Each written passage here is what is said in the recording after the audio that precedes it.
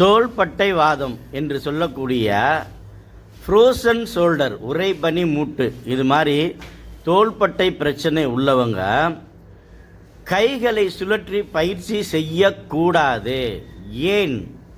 பொதுவாக பார்த்தீங்கன்னா அந்த ஜாயிண்ட்டு சில பேருக்கு ரொம்ப வீக்காக இருக்கும், சில பேருக்கு போன் டென்சிட்டி கம்மியாக இருக்கும், எல்லாருக்கும் ஒரே மாதிரி இருக்காது. அதனால் நீங்கள் ஜாயிண்ட் ரொம்ப ஸ்டிப்பாக இருக்கும்போது நீங்கள் இது மாதிரி கையை சுற்றி எக்ஸசைஸ் பண்ணிங்கன்னா உங்களுடைய கழுத்துக்கு பக்கத்தில் உள்ள முதுகில் பார்த்தீங்க அப்படின்னா உங்கள் ரிப் ஜாயிண்ட் உடைவதற்கு வாய்ப்பு இருக்கிறது. நீங்கள் இது மாதிரி சுற்றிட்டு ஒரு நாளோ 2 நாளோல உங்களுக்கு முதுகு பின்னாடி கழுத்து பக்கத்தில் வலி தெரிஞ்சிச்சு அப்படின்னா கண்டிப்பாக உங்களுடைய ரிப் ஜாயிண்ட்டு உடைஞ்சி இல்லைன்னா கிராக் ஆகிட்டு வலி வரும்.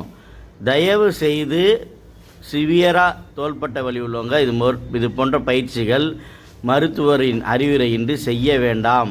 யூடியூப் போன்ற சேனல்களை பார்த்து இது மாதிரி பயிற்சி தோள்பட்டை வலி உள்ளவங்க செய்யாதீங்க. பொதுவாக இது மாதிரி பிரச்சனைக்கு ஃபிசியோதெரப்பி வந்தீங்கன்னா கண்டிப்பாக நல்ல ரிசல்ட் வந்துடும்.